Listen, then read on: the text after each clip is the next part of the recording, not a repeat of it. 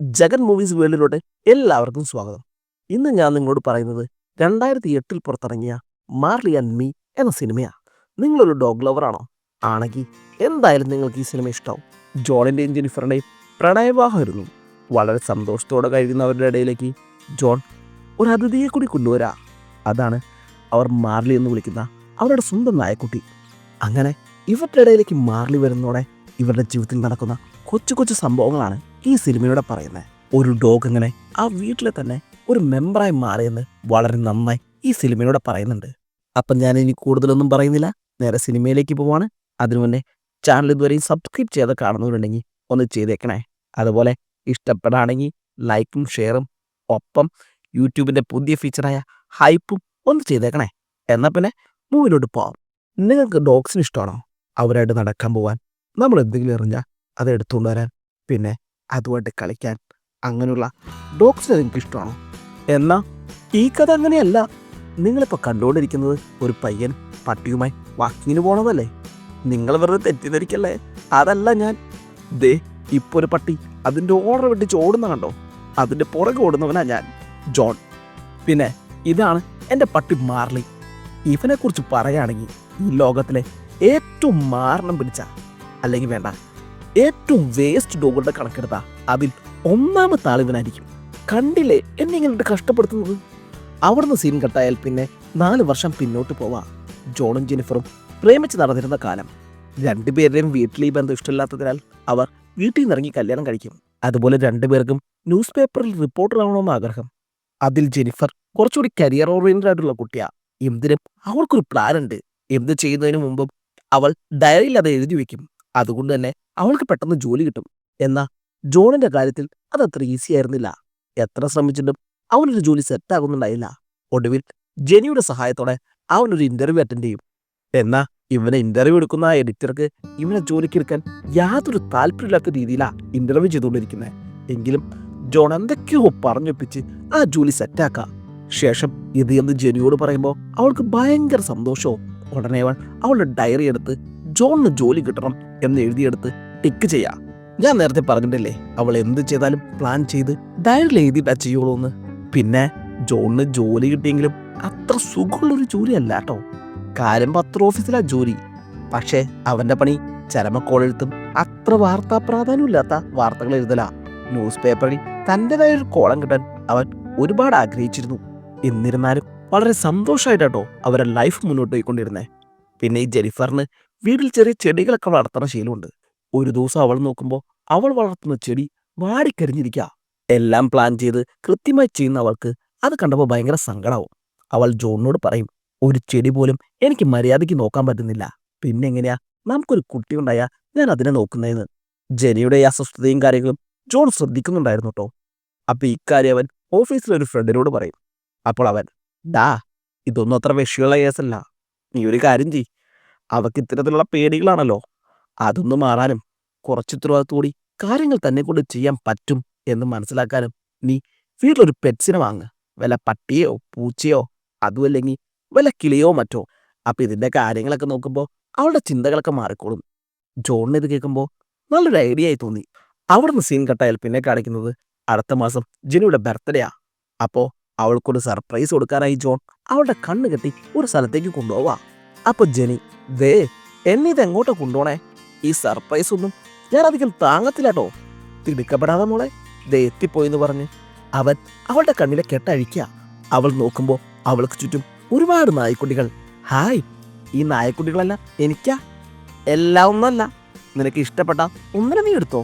അപ്പൊ അതിന്റെ ഓണർ ഏതിനെ വേണമെങ്കിലും എടുത്തോട്ടോ. ആൺ നായ്ക്ക് $300, പെണ്ണായാണെങ്കിൽ $250. അപ്പൊ ജെനി അതിന്ന് ഒരു ഡോഗിനെ സെലക്ട് ചെയ്യാ.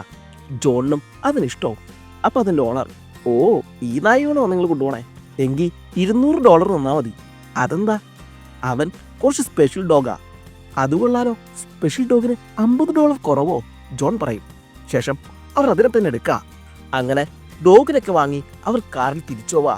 അപ്പോൾ അതിനെന്ത് പേരിടുന്ന അവർ ആലോചിക്കുക. അപ്പോഴാണ് സിസ്റ്റത്തിൽ ബോബ് മാർലിയുടെ ഒരു പാട്ടേക്കുന്നത്. ജോണാണെങ്കിൽ ഒരു കട്ട ബോബ് മാർലി ഫാനാ. അപ്പോൾ അവൻ ബോപ്പ് നിട്ടാലോ എന്ന് ചോദിക്കാം. അല്ലെങ്കിൽ അത് വേണ്ട, ബോപ്പിലെ ബോപ്പ് കളഞ്ഞ് മാർലി ചെയ്തിട്ടാലോ. അത് പറയുമ്പോൾ പട്ടി ഇഷ്ടമായി നിറത്തിൽ ഒരു കുര വരയ്ക്കുക. അതോടെ അവരാ പേര് ഫിക്സ് ചെയ്യുക. പിന്നെ അന്ന് ജെനിക്ക് ഓഫീസ് സംബന്ധമായി വേറെ സ്ഥലത്തേക്ക് പോകേണ്ടി വന്നു കേട്ടോ. അതുകൊണ്ട് അന്ന് ജോൺ തന്നെയാ മാർലിയെ നോക്കിയേ. അങ്ങനെ വീട്ടിൽ ചെന്ന് ജോൺ മാർലിക്ക് ഡോഗ് ഫുഡ് കൊടുക്കുക. എന്നാ അവനത് പോരാർന്നു. അവനത് വേഗം തിന്നു തീർത്ത് ആ ഡോഗ് ഫുഡിന്റെ ചാക്ക് മറച്ചിട്ട് ആ ഫുഡ് ഹാള് മൊത്തമാക്ക. എന്നിട്ട് കിടന്നും മലന്നും അവിടെ കിടന്ന് തിന്നാ. ഇത് കണ്ട് ജോൺ ഇതിന്റെ തീറ്റ പണ്ടാറാന്ന് പറയുന്നുണ്ട്. ശേഷം ഉറങ്ങാൻ നേരത്ത് ജോൺ മാർലി എടുത്തിട്ട് പറയും, നിന്നെ വീടിനകത്ത് കിടത്തിയ വീട് തലകുത്തി മറയ്ക്കും. അതുകൊണ്ട് ഞാൻ നിന്നെ ഗ്യാരേജിനുള്ളിൽ കിടത്താം. അവിടെ ഞാൻ നിനക്ക് ഒരു കാർട്ടൂൺ ബോക്സും സെറ്റാക്കിയെന്ന് പറഞ്ഞ് മാർലിയെ ആ കാർട്ടൂൺ ബോക്സിൽ കൊണ്ടുപോയി കിടത്താം. എന്നാ അതവന് ഒട്ടും ഇഷ്ടാവൂല. ജോൺ തിരിച്ചു പോകുമ്പോൾ മാർലി അവനെ വല്ലാതെ നോക്കുന്നുണ്ട്. അവിടുന്ന് സീൻ കട്ടായാൽ പിന്നെ നമ്മൾ കാണുന്നത് പാതിരാത്രി മാർലിയുടെ കുറെ കെട്ട് നീക്കുന്ന ജോണിനെയാ. ശേഷം അവൻ അടുത്ത് ചെല്ലുമ്പോൾ അവൻ ഉറങ്ങാതെ ഇങ്ങനെ കുറച്ചുകൊണ്ടിരിക്കുക. അപ്പൊ ജോൺ, നീ എന്നെ ഉറങ്ങാൻ സമ്മതിക്കില്ലാലേ? ശരി, നീ എന്നാ എൻ്റെ കൂടെ കിടന്നോന്ന് പറഞ്ഞ് അവനെ എടുത്തുകൊണ്ട് അവിടുന്ന് പോവാ. എന്നിട്ട് രണ്ടുപേരും അവൻ്റെ റൂമിൽ കിടന്നുറങ്ങും. അതിന് പരിണിത ഫലം പിറ്റേ ദിവസം മാർലി ജോൺ നന്നാക്കി എണീപ്പിക്കുമ്പോഴാണ് അവൻ അറിയുന്നത്. തൻ്റെ റൂം കണ്ട് ജോൺ ഞെട്ടിപ്പോവും. ബെഡെല്ലാം കടിച്ച് കീറി പഞ്ഞയൊക്കെ പുറത്തു വന്ന് ആകെ അലങ്കോലമാക്കിയേക്കാം. ഇത് കണ്ട് ജോണിന് നല്ല ദേഷ്യം വരുന്നുണ്ട്. പക്ഷേ താനാണല്ലോ ബർത്ത്ഡേ ഗിഫ്റ്റായിട്ട് ഇതിനിങ്ങോട്ട് കൊണ്ടുവന്നതെന്ന് ഓർക്കുമ്പോൾ അവൻ ദേഷ്യമൊക്കെ കടിച്ചമർത്താം. എന്നിട്ട് മുറിയൊക്കെ വൃത്തിയാക്കി വീണ്ടും മാർലിയെ ആ ഗ്യാരേജിനുള്ളിലെ കാർട്ടൂൺ ബോക്സിലാക്കി ദേ ഞാൻ വന്നവരെ അടങ്ങാതെ ഇവിടെ കിടന്നോളൂ എന്ന് പറഞ്ഞ് അവൻ ജോലിക്ക് പോവാ. പിന്നെ തിരിച്ചു വരുമ്പോൾ ജോൺ ജെനിയെ കൂട്ടിയിട്ടാ വരുന്നേ. ജെനിയാണെങ്കിൽ മാർലിയെ കാണാൻ വളരെ ആവേശത്തോടെ വരുന്നേ. ശേഷം വീട്ടിലെത്തിയ അവൾ വേഗം പോയി ആ ഗ്യാരേജ് തുറക്കും. അത് കണ്ട് അവളാകെ ഞെട്ടിപ്പോവും. മാർലി ആ ഗ്യാരേജിലുള്ളതൊക്കെ തട്ടി മറച്ചിട്ട് ആകെ വൃത്തികേടാക്കി. എന്നാൽ ജെനിക്ക് മാർലിയുടെ കയ്യിലിരിപ്പറിയില്ലല്ലോ. അപ്പോൾ അവൾ ജോണിനോട്, നീ എന്തിനാ ഗ്യാരേജ് ഇങ്ങനെ വൃത്തികേടാക്കിയിട്ടേക്കണെന്ന് ചോദിക്കുക. ഞാനോ? ഈ പട്ടി തന്നെയാണ് കാണിച്ചേക്കണേ. അതിന് മാർലി ഇങ്ങനെയൊക്കെ ചെയ്യാറായോന്നോ? 2 ദിവസം നീ ഇതിൻ്റെ കൂടെ നിന്നോക്ക്. എനിക്ക് അപ്പളേ ഡൗട്ട് അടിച്ചതാ. $300 പട്ടിന് $200 തന്നപ്പോൾ, അതും സ്പെഷ്യൽ ഡോഗാന്നും പറഞ്ഞ് ജോൺ പറയും.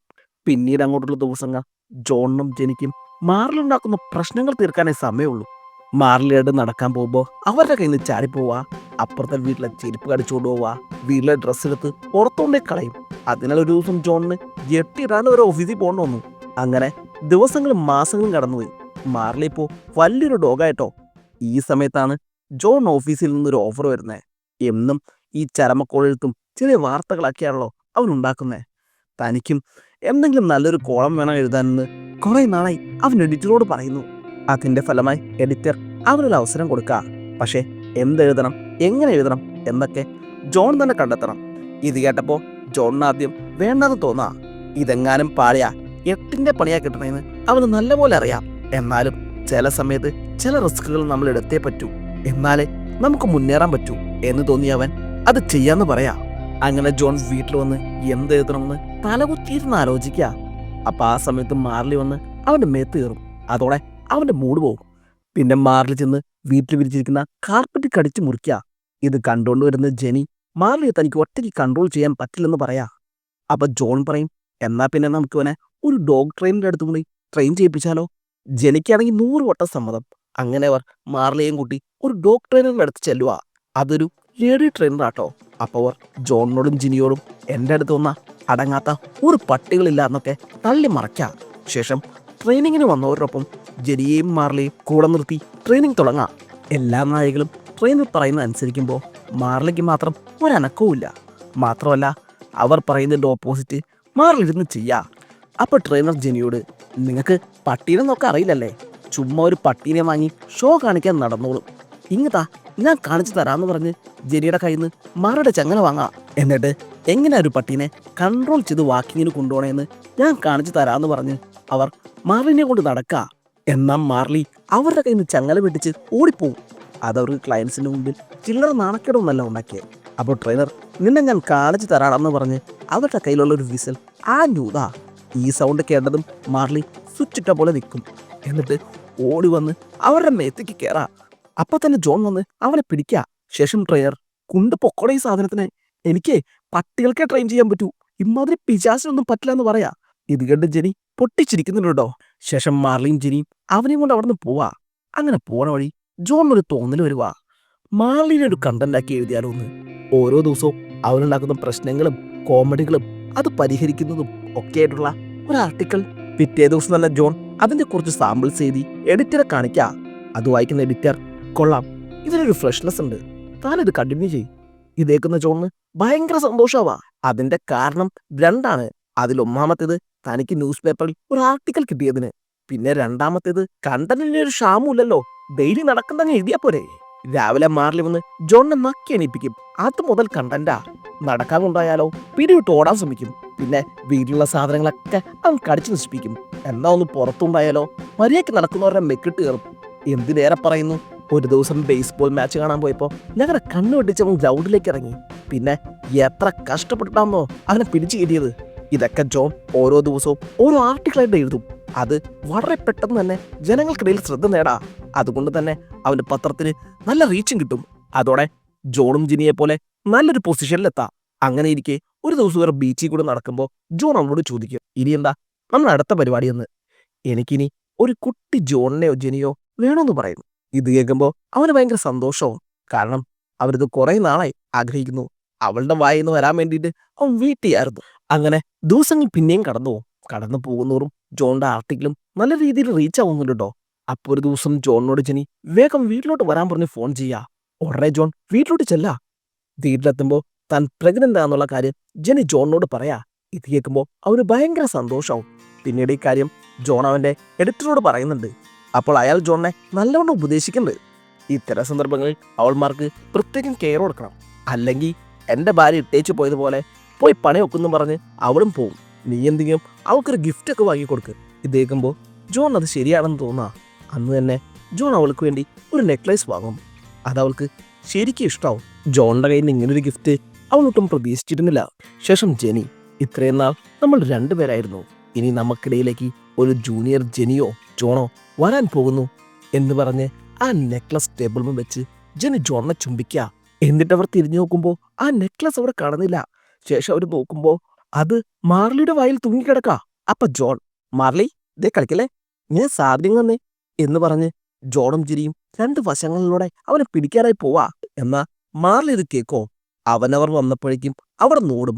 പിന്നെ അവനെ പിടിച്ച് അത് വാങ്ങാനുള്ള ശ്രമത്തിനിടയിൽ മാർലി ആ നെക്ലസ് വിഴുങ്ങാ. ഇതോടെ ജോൺ നെറ്റിന്റെ പണി കിട്ടും. പിറ്റേ ദിവസം മുതൽ ജോൺ മാർലിയുടെ വയറ്റിൽ നിന്ന് പോകുന്ന കാട്ടമൊക്കെ വെള്ളം വെച്ചടിച്ച് അതിൽ നെക്ലസ് ഒന്ന് നോക്കാ. അവസാനം അവനത് കിട്ടും. ഇപ്പൊ അത് വാങ്ങിയതിനൊക്കെ നല്ല ബ്രൈറ്റ് ആയിട്ടോ. അപ്പോ എല്ലാവരും ചോദിക്കുന്നുണ്ട് ഇതെവിടുന്നാ വാങ്ങിയെന്ന്.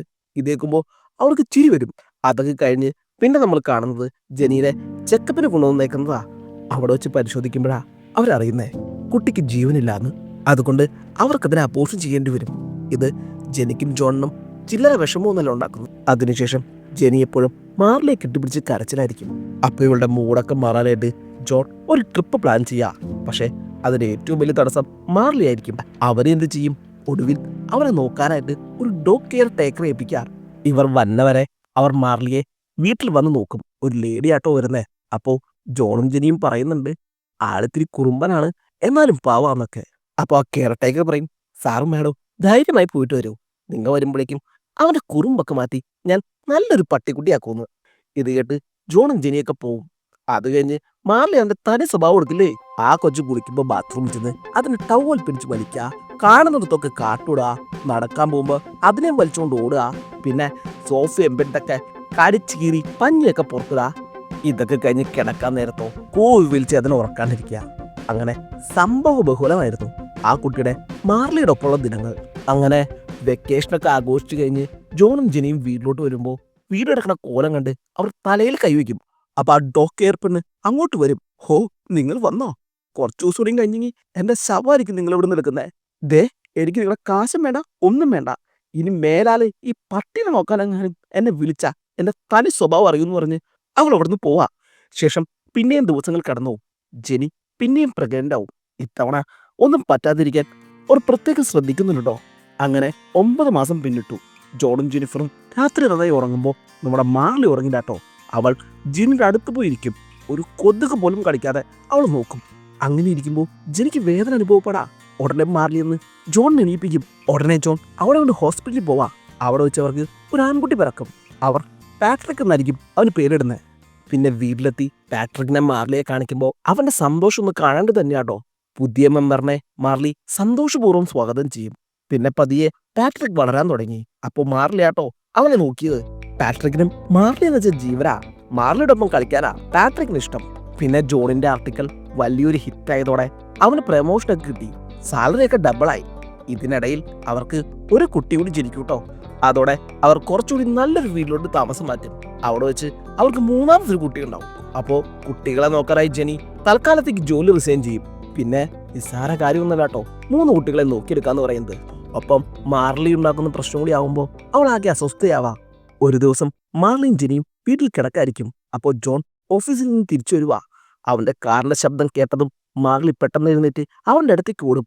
ഈ സമയം ഹാളിൽ കളിച്ചുകൊണ്ടിരുന്ന പാട്രിക്കിനെ മാർലി തട്ടിയിടും. ഇത് കണ്ട് ജെനിക്കാകെ ദേഷ്യം വരുവാ. ജോൺ വന്നതും ജെനി മാർലി ഇനി ഇവിടെ നിർത്താൻ പറ്റില്ലെന്ന് പറയാ. നീ എന്താ ഈ പറയണേ? അവൻ എങ്ങോട്ട് പോകാനാ? അവന് നമ്മളല്ലാതെ പിന്നെ ആരാ ഉള്ളേ? അതൊന്നും എനിക്കറിയില്ല. ഒന്നാമത് ഈ 3 കുട്ടികളെ നോക്കാന്ന് പറഞ്ഞാൽ നല്ല പാടാ. അതിൻ്റെ ഇടയിൽ മാർലിയുടെ കയ്യിൽ നിന്ന് കുട്ടികളെ നോക്കണമെന്ന് പറഞ്ഞാൽ അത് നടക്കില്ല. നീ ഒന്നല്ലെങ്കിൽ മാർലിയെ എവിടെയെങ്കിലും കൊണ്ടുവന്നാക്ക്, അല്ലെങ്കിൽ ഞാനും കുട്ടികളും ഈ വീടോട്ട് പൊക്കോളാം. ജെനി ഇങ്ങനെ പറയുന്നോടെ ജോണിന് വേറെ വഴിയില്ലാതാവാ. അവൻ തൽക്കാലം മാർലിയെ അവന്റെ ഫ്രണ്ടിന്റെ വീട്ടിൽ കൊണ്ടുപോയി നിർത്തും. ഒരു 2 ദിവസത്തേക്ക് അഡ്ജസ്റ്റ് ചെയ്യാൻ പറയും. ശേഷം അവൻ വീട്ടിലോട്ട് പോവാ. വീട്ടിൽ ചെല്ലുമ്പോൾ ജെനി ആകെ സങ്കടപ്പെട്ടിരിക്കുന്നത് കാണാം. രാത്രി ഏറെ വൈകിട്ടും അവൾ ഉറങ്ങിയിട്ടുണ്ടായില്ല. അപ്പൊ ജോൺ, നീ പേടിക്കണ്ട, ഇനി അവൻ നമ്മുടെ ഇടയിലേക്ക് വരില്ല എന്ന് പറയും. അപ്പൊ ജെനി, ജോൺ നീനോട് ക്ഷമിക്ക്, ഞാൻ അപ്പോഴത്തെന്തോ പൊട്ടബുദ്ധിയിൽ പറഞ്ഞതാ. അവൻ പോയപ്പോഴാ നമ്മുടെ ലൈഫിൽ അവൻ എന്തുമാത്രം ഇമ്പോർട്ടൻ്റ് ആണെന്ന് എനിക്ക് മനസ്സിലായത്. അവൻ പോയതോടെ ഈ വീടിപ്പോ ഉറങ്ങിയ പോലെയാ. കുട്ടികൾ വല്ലാത്ത സങ്കടത്തിലാ. അതുകൊണ്ട് നീ നാളെ തന്നെ പോയി മാർലിയെ കൂട്ടിക്കൊണ്ടുവാ. ഇത് കേൾക്കുമ്പോൾ ജോണിന് ഭയങ്കര സന്തോഷാവട്ടോ. അങ്ങനെ വീണ്ടും മാർലി അവരുടെ ഇടയിലേക്ക് തിരിച്ചു വരും. പിന്നെ വളരെ സന്തോഷത്തോടെ അവർ വീണ്ടും ജീവിക്കുക. അങ്ങനെ പല വർഷങ്ങൾ കടന്നുപോയി. മാർലിക്ക് ജോൺ, ജെനി, അവരുടെ 3 കുട്ടികൾ. ഇതാണ് അവന്റെ ലോകം. കുട്ടികൾക്ക് ഒരു പ്രത്യേക കെയർ അവന്. അവർ സ്കൂൾ വിട്ട് ബസ് ഇറങ്ങുമ്പോൾ അവിടെ ഉണ്ടാവും മാർലി അവരെ കൂട്ടിക്കൊണ്ടുവരാൻ. അതുപോലെ രാത്രി അവർ ഉറങ്ങുമ്പോൾ അവരുടെ അടുത്ത് കാവലിരിക്കും. അങ്ങനെ വർഷങ്ങൾ പിന്നെയും കടന്നു പോകും. അങ്ങനെ പോകുമ്പോഴാണ് മാർലി ഈയിടെ പെട്ടെന്ന് ടയേർഡ് ആവുന്ന പോലെ അവർക്ക് തോന്നിയത്. പണ്ടത്തെ ആ പ്രസരിപ്പും വെക്കട്ടേറ്റവും ഒന്നുമില്ല. ഒരു ദിവസം നല്ല മഴയുള്ള രാത്രി മാർലിയെ വീട്ടിൽ നോക്കുമ്പോൾ കാണുന്നില്ല. ഇതോടെ അവർ മാർലിയെ അന്വേഷിച്ചിറങ്ങാം. അപ്പോൾ ഒരു മരത്തിന്റെ ചുവട്ടിൽ മഴ നനഞ്ഞ് കിടക്കുന്നത് കാണാം. ഇതോടെ മാർലിക്ക് എന്തോ കുഴപ്പമുണ്ടെന്ന് അവർക്ക് മനസ്സിലാവും. പിറ്റേ ദിവസം തന്നെ അവർ മാർലിയെ ഒരു നല്ല ഹോസ്പിറ്റലിൽ കൊണ്ടുപോവാ. അപ്പോൾ ഡോക്ടർ പറയും, ഇത് പട്ടികൾ ഫുഡും ഡ്രിങ്ക്സും ഒക്കെ വേഗം കഴിക്കുമ്പോൾ അവരുടെ സ്റ്റൊമക്ക് ട്വിസ്റ്റ് ആവുന്നതാ. നോർമൽ പട്ടികൾക്കെല്ലാം വരുന്നൊരു അസുഖം അത്. സ്റ്റൊമക്ക് വലുതായ അത് സർജറി ചെയ്ത് കളയണം, അല്ലെങ്കിൽ അത് ഭയങ്കര പ്രശ്നമോ. മാർലി ഒരു പ്രായമേറിയ ഡോഗ് ആയതുകൊണ്ട് സർജറി നടക്കില്ല. പക്ഷെ ഇപ്പോഴത്തേക്ക് ഞാനത് ശരിയാക്കി തരാം, പക്ഷേ പിന്നെ ഈ അസുഖം വരും എന്ന് ഡോക്ടർ പറയാ. അന്ന് മാർലിയെ ഹോസ്പിറ്റലിൽ കിടത്തുട്ടോ. പിറ്റേ ദിവസം മാർലി ഒരു കുഴപ്പമില്ലാതെ വരുന്നത് കാണുമ്പോഴാ ജനിക്കും പിള്ളേർക്കും സമാധാനമാവുന്നത്. പിന്നെയും മാർലി പഴയ പോലെയാവും. സ്കൂളിൽ വരുമ്പോൾ പിള്ളേരെ കൂട്ടിക്കൊണ്ടുവരും. ജോണിനൊപ്പം വാക്കിങ്ങിന് പോവും. പണ്ട് മാർലിയാണ് അവന് വലിച്ചുകൊണ്ട് പോണെങ്കിൽ ഇപ്പോൾ ജോണാണ് അവനെ കൊണ്ട് നടക്കുന്നത്. മാർലിക്ക് ഇപ്പോൾ വയസ്സായ പിന്നെ പയ്യെ നടക്കാനേ കഴിയുന്നുള്ളൂ. അങ്ങനെ നടന്നും പലയിടത്ത് ഇരുന്നും സൺസെറ്റൊക്കെ കണ്ട് അവർ തിരിച്ചു വരും. അങ്ങനെ ഒരു ദിവസം രാത്രി മാർലിയെ പിന്നെയും കാണാതാവാ. അവരന്വേഷിക്കുമ്പോൾ ഹാളിൽ ഒന്ന് അനങ്ങാൻ വയ്യാതെ അവൻ കിടക്കുന്നത് കാണാം. അവനെ തൊട്ടു നോക്കുമ്പോൾ അവന് നല്ലോണം തണുക്കുന്നുണ്ട്. ഉടനെ ജെനി ഒരു ബെഡ്ഷീറ്റ് എടുത്തുകൊണ്ട് വരാൻ പോകും. ഈ സമയം ജോൺ മാർലിയെയും കെട്ടിപ്പിടിച്ച് അവിടെ കിടക്കാട്ടോ. പിറ്റേ ദിവസം രാവിലെയും മാർലി അവിടെ നിന്ന് എണീക്കുന്നില്ല. ഇത് കണ്ട് അവരുടെ കുട്ടികൾക്കൊക്കെ ഭയങ്കര സങ്കടമാവുന്നുണ്ടോ. എല്ലാവരും കൂടി അപ്പോൾ തന്നെ മാർലിയെ കാറി കയറ്റി ഹോസ്പിറ്റലിൽ കൊണ്ടുപോവാ. അപ്പോൾ ഡോക്ടർ പറയും, മാർലിയുടെ രോഗം വീണ്ടും കൂടിയേക്കാണ്. ഇതിന് ചെയ്യാൻ പറ്റുന്നത് ഓപ്പറേഷനാ. പക്ഷേ മാർലിക്ക് പ്രായം കൂടിയതിനാൽ അത് ചെയ്യാൻ പറ്റില്ല. അതുകൊണ്ട് ഇങ്ങനെ വേദന തിന്ന് ചാവുന്നതിനേക്കാൾ നല്ലത് നമ്മൾ ഒരു ഇഞ്ചക്ഷൻ കൊടുത്ത് വേദനയില്ലാതെ അവനെ പറഞ്ഞയക്കുന്നതാ നല്ലതെന്ന് ഡോക്ടർ പറയാ. വേറെ വഴിയില്ലാതെ ജോൺ അതിന് സമ്മതിക്കുക. ശേഷം മാർലിയോട് 5 മിനിറ്റ് സംസാരിക്കണമെന്ന് അവൻ പറയും. എന്നിട്ട് ജോൺ മാർലിയോട്, മാർലി, ഞാൻ നിന്നോട് എപ്പോഴും പറയുന്നൊരു കാര്യമില്ലേ, ഈ ലോകത്തിലെ ഏറ്റവും വേസ്റ്റ് ഡോഗ് നീയാണെന്ന്. അത് വെറുതെയാടാ മാർലി. ഈ ലോകത്തിലെ ഏറ്റവും ബെസ്റ്റ് ഡോഗ് അത് നീയാ. നീ ഞങ്ങളെ എന്തോരം സ്നേഹിക്കുന്നു. നൈറ്റെല്ലാം ഉറങ്ങാതെ എൻ്റെ കുട്ടികളെ നീ നോക്കി. ഞാനില്ലാത്തപ്പോൾ എനിക്ക് കൂട്ടായി നിന്നു. നീ ഞങ്ങളെ വിട്ടു പോകുമ്പോൾ എന്തുമാത്രം സങ്കടമാണ് ഞങ്ങൾക്കുള്ളതെന്നറിയോ എന്ന് പറഞ്ഞ് ജോൺ അവനെ കെട്ടിപ്പിടിച്ച് കരയാ. അപ്പം മാർലി ഇതെല്ലാം കേട്ട് ജോണിനെ തന്നെ നോക്കിക്കൊണ്ട് അവനെ വിട്ടു പോവാ. ഈ സമയം അവരുടെ വീട്ടിൽ പാട്രിക് ഒരു വീഡിയോ പ്ലേ ചെയ്യുക. അപ്പോൾ അതിൽ മാർലി ജോണിനെയും ജെനിയും എന്തുമാത്രം കഷ്ടപ്പെടുത്തി വട്ടം കറക്കിയിട്ടുണ്ടെന്നുള്ള വീഡിയോ കാണാം. പിന്നെ അവർ ചെറുതായിരുന്നപ്പോൾ അവരെ മാർലി എങ്ങനെയാണ് നോക്കിയിരുന്നെന്നുള്ളതും അതിൽ കാണാം. ഇതൊക്കെ കണ്ട് അവർക്ക് ഭയങ്കര സങ്കടമാവും. പതിയെ അവർക്കെല്ലാം മനസ്സിലാവും മാർലി അവരെ വിട്ടു പോയെന്നുള്ള സത്യം. പിറ്റേ ദിവസം അവരുടെ ഗാർഡനിൽ ഒരു കൊടി ഉണ്ടാക്കി മാർലി അതിൽ അടക്കാൻ പോവാ. അപ്പോൾ അവരുടെ ഇളയ കുട്ടി ഒരു ഡ്രോയിങ് വരച്ചിട്ടുണ്ടാവും. ഞങ്ങൾക്ക് തന്നെ ഒരുപാട് ഇഷ്ടമാണ് മാർലി എന്ന് പറഞ്ഞിട്ട് അവളത് ആ കുഴിയിലേക്ക് ഇടാ. മറ്റു രണ്ടുപേർക്കും സങ്കടം കാരണം ഒന്നും പറയാൻ പറ്റുന്നില്ല. ശേഷം ജെനി അവളുടെ കഴുത്തിലുള്ള നെക്ലസ് ഊര. എന്നിട്ട് ജോണിനോട്, ജോൺ, നീ എന്തിനാ ഈ നെക്ലസ് എനിക്ക് വാങ്ങിത്തന്നെന്നറിയോ? നമുക്കൊരു കുട്ടി ഉണ്ടാവാൻ പോണു, അങ്ങനെ നമ്മളൊരു ഫാമിലി ആവാൻ പോണു എന്നൊക്കെ പറഞ്ഞിട്ട്. പക്ഷേ അതിന് മുന്നേ നമ്മളൊരു ഫാമിലി ആയിരുന്നു ജോൺ. നമ്മുടെ മാർലിയാണ് നമ്മുടെ ആദ്യത്തെ പയ്യൻ. അതുകൊണ്ട് ഈ നെക്ലസ് അവൻ്റെ കൂടെ ഇരിക്കട്ടെ എന്ന് പറഞ്ഞ് ജെനി ആ നെക്ലസും അതിലേക്കിടാ. അപ്പോൾ ജെനിക്ക് കരച്ചിലടക്കാൻ കഴിയുന്നില്ല കേട്ടോ. ശേഷം ജോൺ കുഴികൾ മൂടി അതിൻ്റെ മേൽ 3 കല്ലുകൾ വെക്കുക. ഇനി മുതൽ മാർലി അവരുടെ ജീവിതത്തിലില്ല, പക്ഷേ അവൻ്റെ ഓർമ്മകൾ അവർ മരിക്കുന്നവരെ അവരുടെ കൂടെ ഉണ്ടാവും എന്ന് പറഞ്ഞ് ഈ സിനിമ അവസാനിക്കുക. ഈ സിനിമ കണ്ടിട്ട് ആർക്കെങ്കിലും ഡോഗ്സിനെ വളർത്തണമെന്ന് തോന്നിയോ? തോന്നിയെങ്കിൽ ഒന്ന് കമൻറ്റ് ചെയ്യണേ. അപ്പോൾ സിനിമ എല്ലാവർക്കും ഇഷ്ടപ്പെട്ടു എന്ന് വിചാരിക്കുന്നു. ഇനി പുതിയൊരു മൂവി ആയിരിക്കും. ബൈ.